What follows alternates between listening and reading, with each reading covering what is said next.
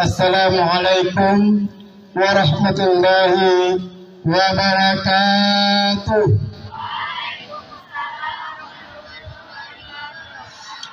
Alhamdulillah wassalatu wassalamu ala rasulillah.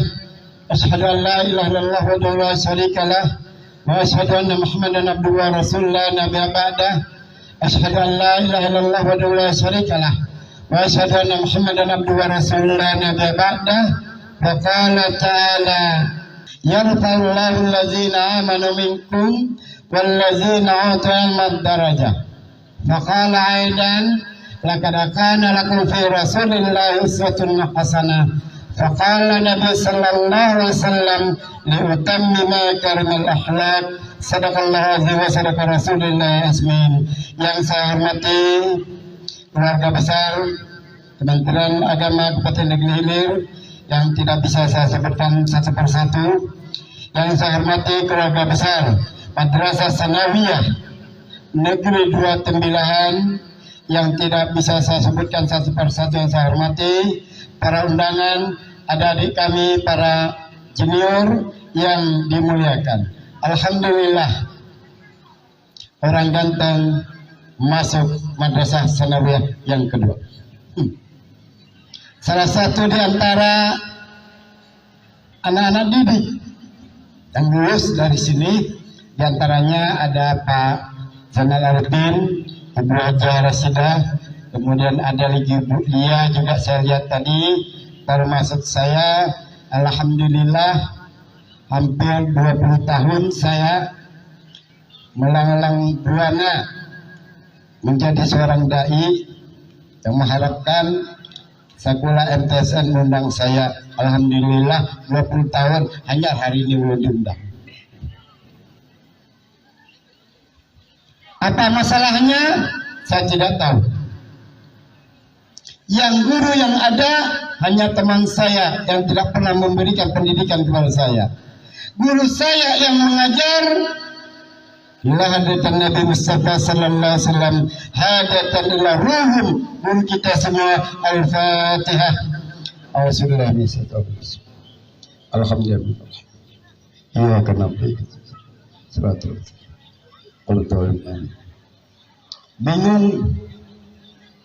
Bingung boy, Pak Komite bingung. Anak di luar sana terkenal, diundang orang tiap tahun ceramah, umahnya surang karena mengundang. Abahnya sendiri tak mengundang. Kenapa? Kada tahu. Mungkin ini minta maaf panitia Ustaz.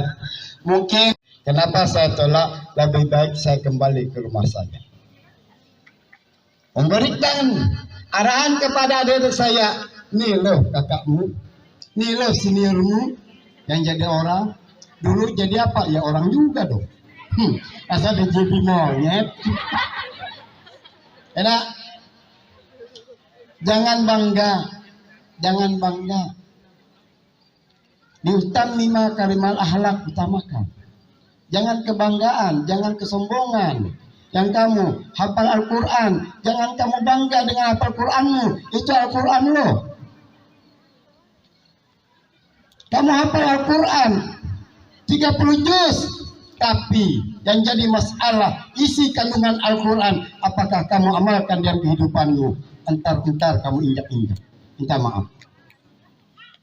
Di masyarakat sering saya ceramah diundang. Kemarin hari Minggu pagi jam 10 saya ceramah di daerah Kecamatan Sungai Piring. Sore jam 2 saya masuk di Majelis Taklim Ibu-ibu di Teluk Pinang. Bulek Patang, Imbah Asar sampai di Tembilahan 5:30, lanjut singgah rumah ganti pakaian langsung ke Keritang. Pondok pesantren lupa saya 3 orang Jawa, adiknya Gus Dur. Lupa saya pondok pesantren apa namanya. Tadi malam saya alhamdulillah pulang cuma 1,5 jam di mobil tidur. Tebu Iring 3 di Patalongan, ke desa ke Patalongan. Iya kan, Tebu Iring. Tadi malam sampai ke rumah jam 3. Alhamdulillah sampai sekarang belum tidur. Kenapa tidak tidur? Ciri-ciri calon ulama tidak banyak tidurnya. Ciri-ciri orang yang bahlul banyak tidurnya. Mana kambing? Jangan bangga dek, syukuri yang ada. Ente berdua hafal Quran, syukuri. Baca Al-Quran, apa isi kandungan Al-Quran, amalkan. Sekarang jauh berbeda. Memang Nabi pernah mengatakan dalam hidupnya, zamanmu berbeda zaman orang tuamu, zamanmu berbeda dengan zaman kami. Ternyata kalimat ini terbukti di zaman sekarang. Mau belajar apa? Ada adik saya pagi 7.15 kita belajar, pulang jam 2, sore kemana? Malam kemana? Kemana dek? Kemana? Katanya les. Betul dek? Kenyataannya les. Pertanyaannya kemana dek? Waktu jam yang tidak belajar formalnya, yang non formalnya kemana? Banyak kami sebagai petugas, minta maaf bu, bukan laporan, menangkap anak-anak yang sekolah tingkat SMP, sanawiyah, SMA, mahasiswa yang nongkrong di Gajah Mada, yang nongkrong di Jalan Pendidikan, yang nongkrong di Jalan Suwarna Bumi. Ngapain? Alasannya ditanya orang tuanya, dipanggil, maaf pak, anak saya keluar dari rumah, niatnya adalah diskusi. Diskusi. Kalau diskusi, kenapa di Taman Gajah Mada? Ya kan? Siapa dia diantaranya? Nih orangnya nih, orangnya nih. Nih bibirnya ini juga nih orangnya nih. Ya kan?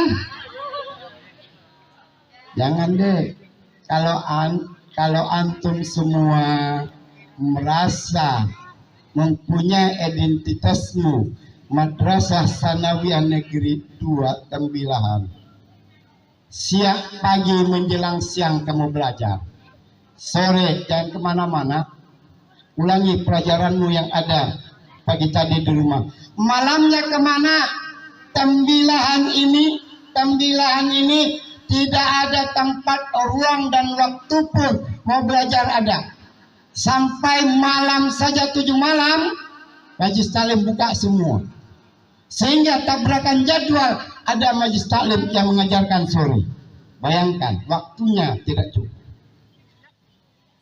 Kalau ada saya mau pintar, gampang zaman sekarang, gampang. Jangan buka YouTube. YouTube referensinya tidak benar, tidak jelas. Yakin, minta maaf Pak Zena, minta maaf. Buka YouTube referensinya tidak jelas deh. Daripada YouTube-mu yang kamu buka HP-mu di malam hari, lebih baik ke Majlis Taklim. Majlis Taklim banyak Tembilahan, segala macam kitab datang hadir. Jadi santri mereka tidak salah. Ditanya anak mana Madrasah Sanawiyah, alhamdulillah mau dia ke Majlis Taklim. Nah, hebat daripada YouTube. YouTube perjalanan Rasulullah Sallallahu Alaihi Wasallam, tak taunya referensinya dari orang Yahudi. Mau apa? Mau apa? Tidak jelas. Tapi kalau referensinya diambil dari buku, kalian beli, jelas. Jangan menggunakan alat-alat yang tidak bermanfaat. Kalau kalian mau maju, kalau kalian mau ingin meningkat dalam kehidupan ini, contoh keteladanan Nabi. Sekarang ini sering orang banyak tidak kenal dengan saya, hanya kenal nama. Apa sih fungsi saya di masyarakat? Banyak tidak kenal. Saya lulusan Madrasah Sanawiyah Negeri dulu di tahun 1987. Lulus, alhamdulillah, hidup sekarang. Sampai sekarang banyak orang tidak kenal kegiatan saya di masyarakat. Di Tembilahan Hulu, saya lulusan Madrasah Sanawiyah duduk di organisasi Majelis Ulama Kecamatan Temanggung, sekretaris. Kayak ini ya orangnya, sekretaris Majelis Ulama. Anak mana? Anak MTSN. Nah, apa tidak mengga guru-guru kita, tamu dulu kita, anak saya jadi MUI loh. Doa mereka. Alhamdulillah juga, 9 dulu. Berapa tahun saya ikut bersama LPTQ, 9 dulu, 3 kali, 4 kali guru umum. Dalangnya juga saya Pak, Bu, saya dalangnya. Banyak. 2019 saya diminta lagi untuk menjadi penyuluh agama, tes di sini. Alhamdulillah lulus. Kenapa? Dititip. Nah, itu. Semuanya itu apa? Berkah banyaknya kita baca Quran, berkah syafaatnya Nabi kalau kita mau banyak baca selawat. Nah, coba lihat ketika Allah Subhanahu wa taala menciptakan Nabi Adam. Setelah Nabi Adam ciptakan istrinya namanya Siti Hawa. Mempunyai satu kesalahan. Apa kesalahannya? Makan buah kuldi. Allah keluarkan Nabi Adam beserta istrinya ke dunia. Di dunia Nabi Adam beserta istrinya beranak pinak.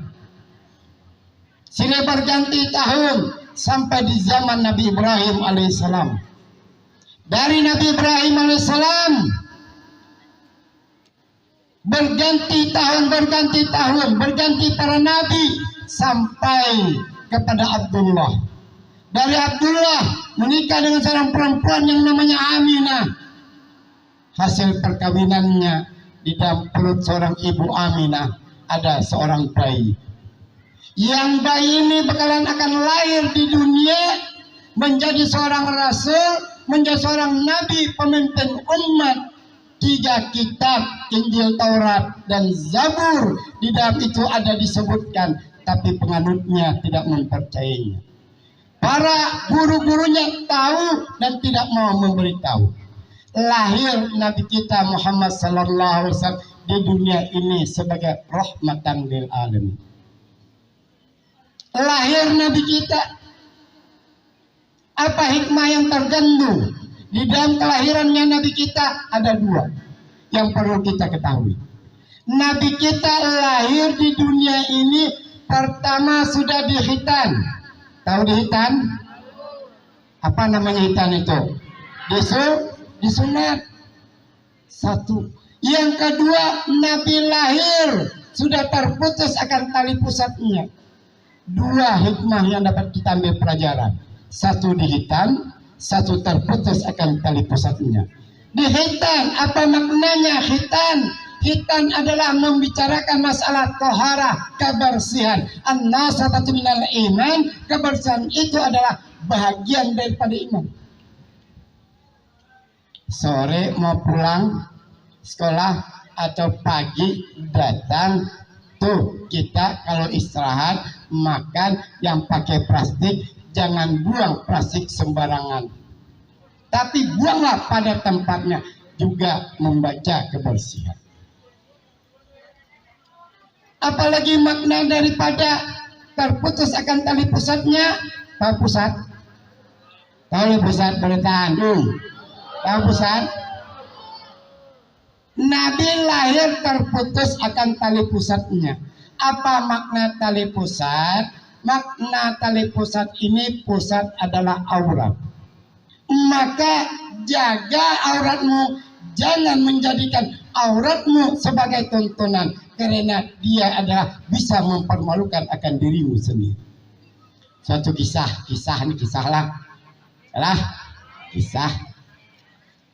Ada tahunnya patang-patang anak MTSN, orangnya lamak-lamak orangnya, yang lamak jangan tersinggung. Nah, nih patang-patang JJS nya. Yang anehnya adalah apa? Dia pakai celana pergi JJS. Celananya celana jin ketat. Tahu celana jin ketat? Tahu? Tahu kan? Celana jin ketat. Dia pakai celana jin ketat tinggi ke atas, di bawah daripada pusatnya. Tuh. pakai dia baju kaos ketat sehingga panjang ke bawah, di atas sedikit dari pusatnya. Apa yang kelihatan? Apa yang kelihatan?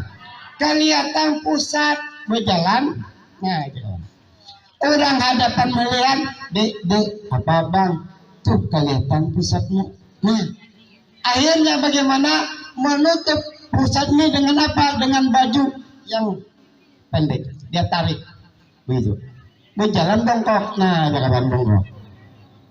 Menutup pusat.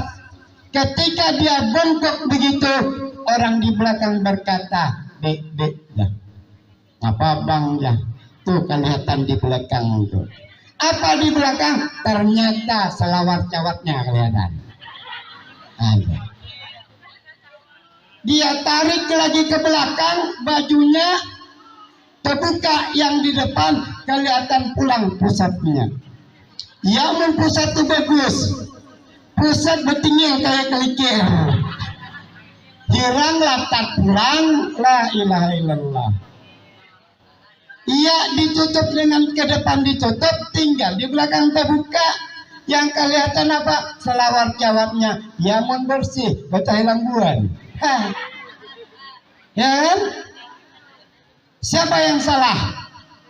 Salah dewe, salah sendiri. Islam mengajarkan tata cara pakaian untuk menutup auratmu, tapi kenapa kamu membuka auratmu, sedangkan Nabi dilahirkan sudah terputus akan tali pusatnya. Artinya umat Nabi Muhammad SAW disuruh menutup aurat. Betul? Kalau sekarang di pengajian, di sekolah, buai, betul yang disampaikan. Tapi kenyataannya bagaimana? Contoh yang lelakian. Ini minta maaf lelakian. Cuma saya menerjemahkan di utammima karimal akhlak saja. Lelakian pakai putih, bawahnya abu-abu. Iya. Masuk dalam enggak? Enggak lagi. Kalau kami dulu masuk dalam. Yang anehnya enggak masuk dalam sama dengan kita. Yang anehnya, yang masalahnya kalau sudah di luar. Saya sering melihat anak MTSN, minta maaf, sering saya tegur. Membuka baju pagi. Bunda, bertulisan Madrasah Sanawiyah Negeri, keluar pakai Honda, menggiging bunganya. Betul tidak? Dan yang pakai Honda, gunakan Honda sebaik mungkin. Anda keluar masih pakai dinas sekolah, jaga nama baik sekolah, jangan begingking Honda. La ilaha illallah. Kenapa? Di sekolah kita belajar materi pendidikan. Ada materi akidah akhlak, masih bu belajar bu. Materi akidah akhlak masih kan? Belajar akidah akhlak. Belajar akidah, belajar masalah sopan santun. Kenapa di sekolah rapi, ternyata di luar la ilaha illallah. Ya berbudaya kayak itu juga, yang bibirnya ngobok aja, selindangnya berbukaan, kadangannya. Sudah rapi kayak ini, dipacungnya aja bunda, kayaknya rambut panjang.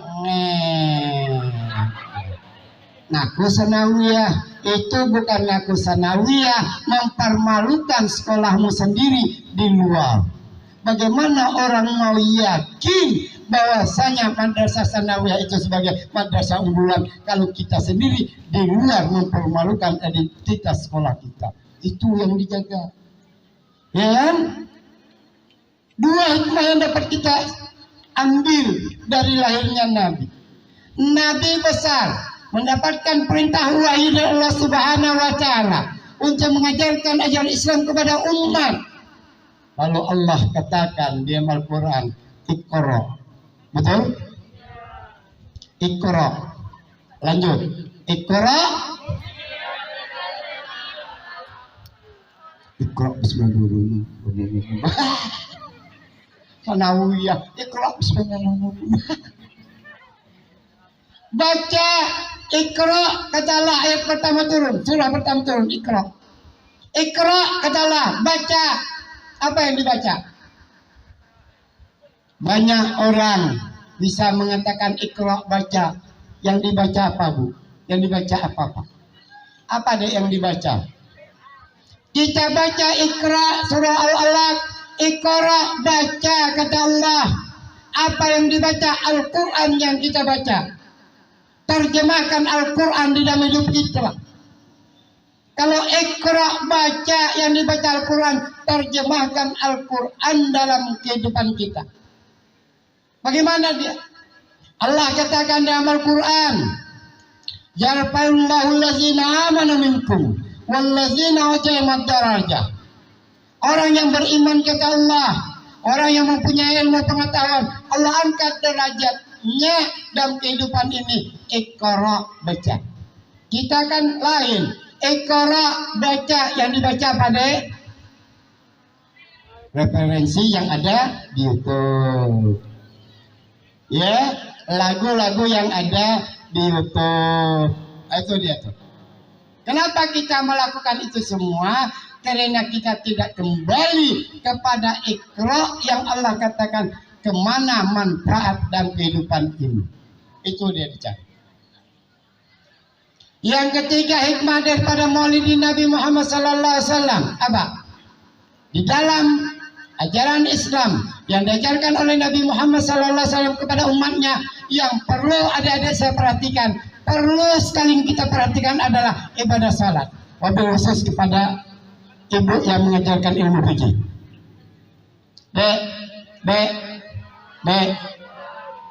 Belajar ilmu fikih dengan baik. Kalau adik tidak belajar ilmu fikih dengan baik, yang lainnya ludes. Yang lainnya ludes, yakin dan percaya. Adik ngaji ilmu tauhid, hebat tauhidmu kepada Allah, mantap. Adik belajar ilmu akidah, tauhid, tasawufmu kamu belajar dengan baik, tapi fikihmu tidak jelas, maka out akan pekerjaanmu. Mana dia buktinya? Mana dia contohnya? Kalau kita salat pakai pakaian yang indah, yang bagus, bersih, itu adalah adabmu. Kamu yakin kepada Allah Subhanahu wa taala, beriman, betul?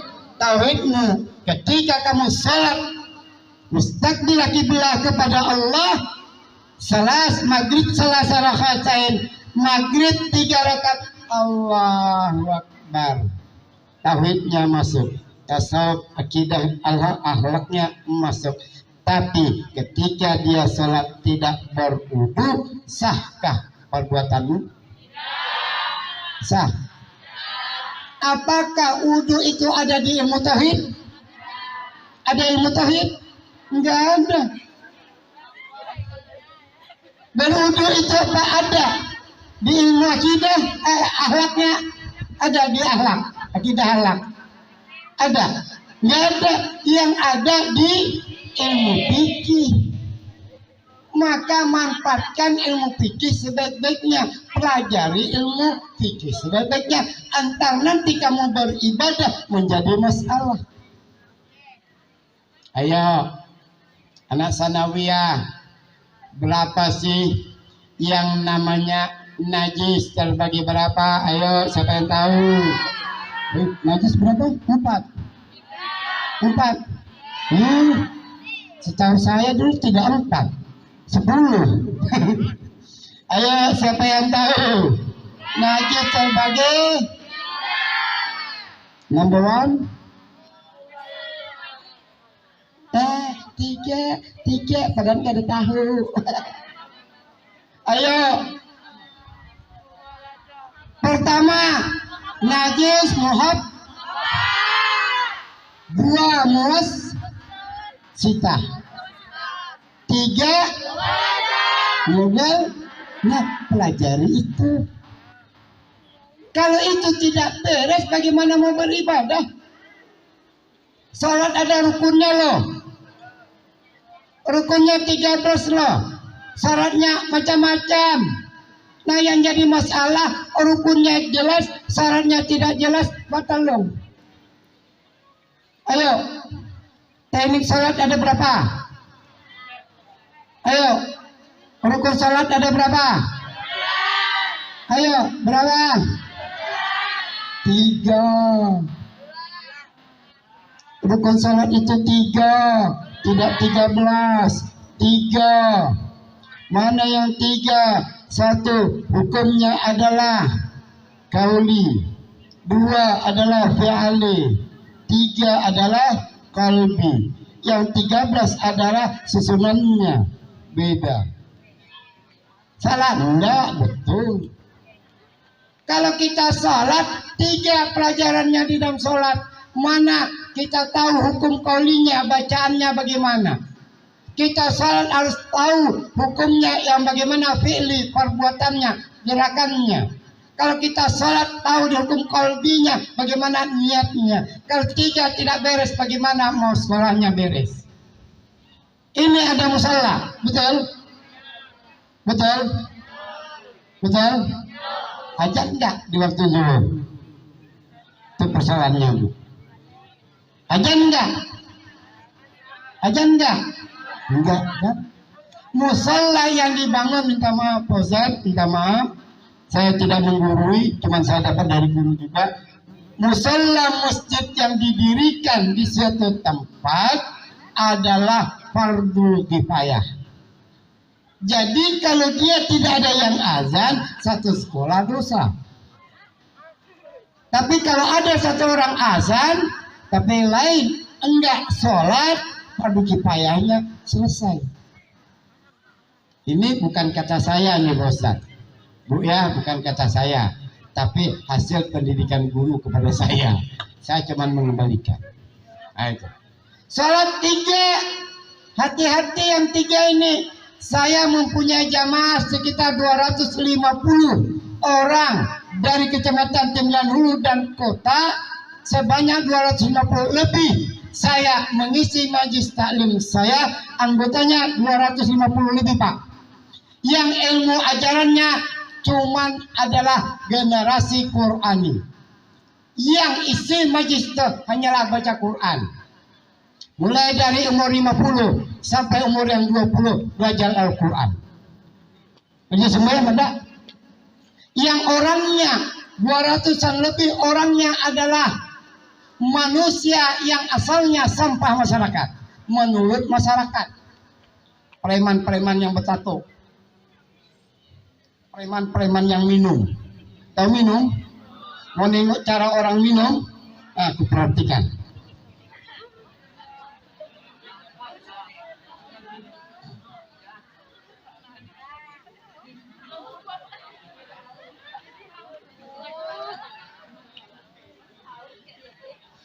Tuh, orang minum. Haus. Saya kumpulkan pemabuk kembali baca Quran. Yang bertato kumpul baca Al-Quran. Alhamdulillah mau, Bu. Masih ada.